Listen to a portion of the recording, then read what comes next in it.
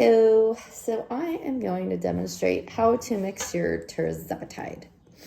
And for the purposes of this video, we're going to pretend that this is a 30 milligram vial, okay? So basically, you've got your bacteriostatic water, you've got your 30 milligram terzepatide vial, and you've got a syringe. The syringes that I use are these Easy Touch. They are 50 unit syringes, but it doesn't matter if they're 150, doesn't matter. And then these are the 31 gauge, 5/16 of an inch. Okay, so first thing you're going to do is get your syringe out, and also have some alcohol wipes or rubbing alcohol so you can wipe off the tops. I usually do that, to be honest, after I do everything and I'm putting it away. I'll wipe it before I put it away. So, because these are fresh and sterile, you don't really need to do that unless you touch them, which you don't want to do.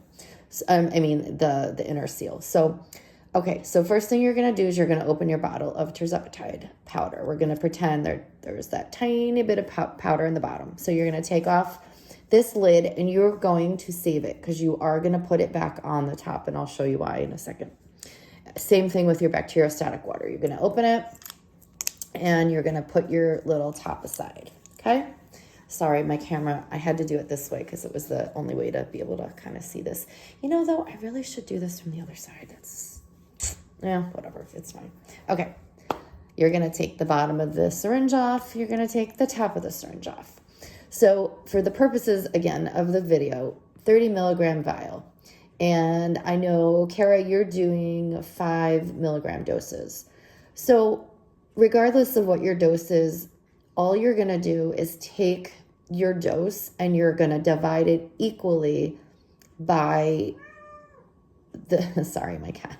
You're going to just divide it equally, the number of doses you need, by the vial. So again, pretending this is a 30 milligram vial and you're doing 5 milligram doses, you're going to get 6 doses out of this vial.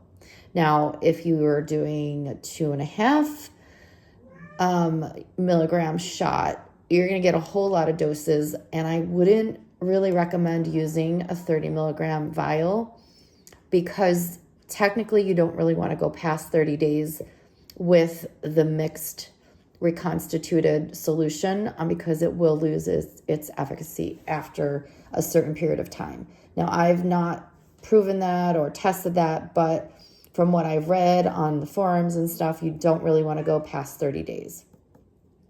Also, for purposes of you don't want, obviously there's no bacteria in it, but you just don't want to leave the vial sitting for longer. I do the same thing with my serums and everything. I don't leave them past 30 days. So anyway, that's just my little piece on that.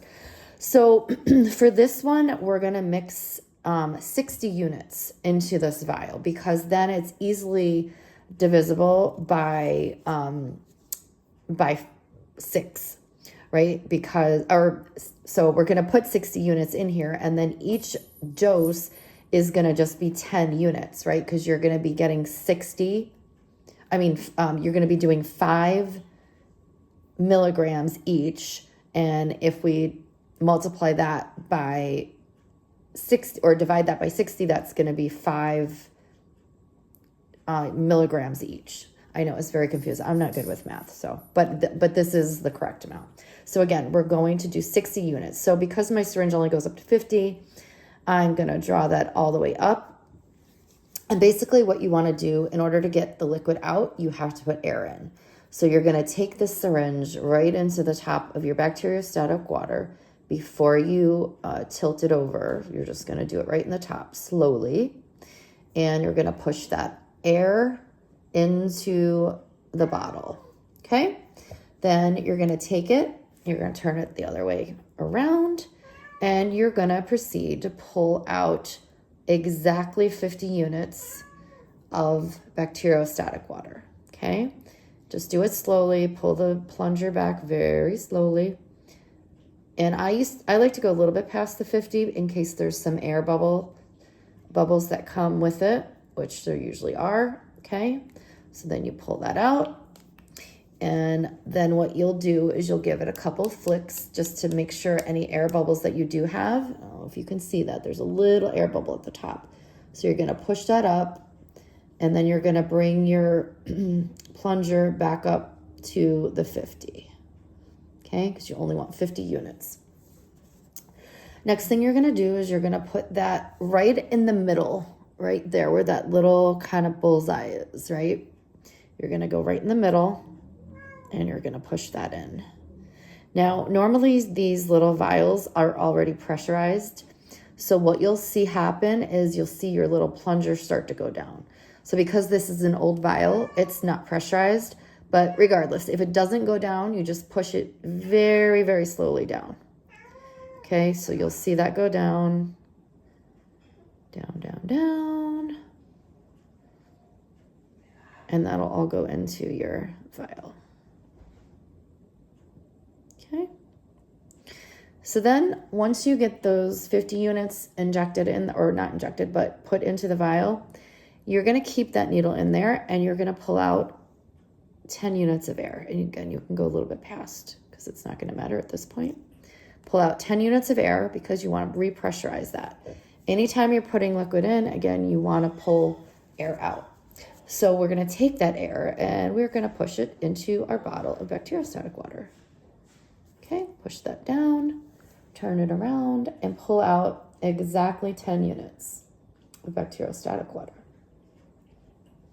And again, it's fine to go a little bit past, as you'll want to flick it, make sure you don't have any air bubbles, which I don't, so I'm good to go.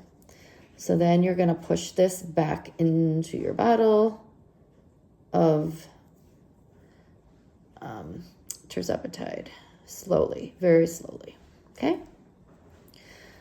So once that's done and you have 60 units in your bottle, or however many units you're needing based on your dose, you're going to mix that up, and you're not going to shake it. You're going to slowly roll it until all of the white powder is no longer white. It should be completely clear.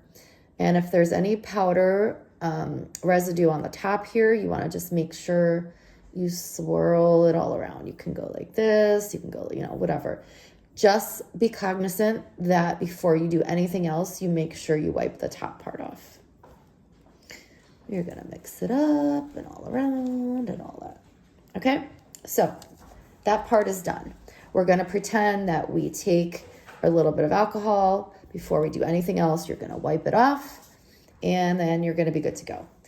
What I usually do then is I get a fresh needle, because sometimes these needles bend and they're really, really thin, and they can get dulled pretty easily. So you want to just make sure you have a sharp, fresh needle. So for the purposes of the video, I'm just going to use the same needle. And for my dose now, again, based on Kara's dosing of 5 units, 5 milligrams, we are going to do 10 units on our syringe, because remember, we have 60 units of bacteriostatic water. So dividing that up into 6 doses, we are going to get our 5 milligram dose per injection. Hopefully that makes sense. Okay, so you're going to put again in 10 units of air, and you are going to pull out 10 units of liquid. Okay, so hopefully you can see that. I'm pulling out 10 units of liquid, and sometimes you got to give it a second to kind of drip in there, and you might have to pull the plunger back a little bit to get some of that air out, pull it down. And if you see that there's a little air bubble like there is on this one, I go a little teeny tiny bit past the line, just so I allow myself the flexibility to be able to get that little air bubble out. So then you'll push it up, and then as soon as you see it come out the top, you know that air bubble's out, okay? So then we've got our 10 unit dose, and we are gonna get 5 more doses out of this. So again, for the purposes of the video, I'm just gonna do it this way. So we did 1 10 unit dose, which is equal to a 5 milligram dose. So because we have now 50 units of 50 units of liquid left in here, I'm just going to pull the rest of it out in one fell swoop. And I think my needle just broke. Yeah, this is an old needle. Okay, so we'll start that again. So this is a fresh needle. We are going to do 50 units of air into our vial because we're just going to pull all 50 units out just to show you. Okay, so 50 units in, 50 units out. And I'm just doing this. Obviously, this would be a 10-unit dose, but I'm just showing you that there's 50 units left in this vial.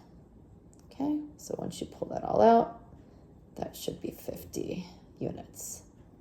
Okay, and you can see I got a nice big air bubble there at the top. So once I push that air bubble out, that should be exactly 50 units on the nose, which it is.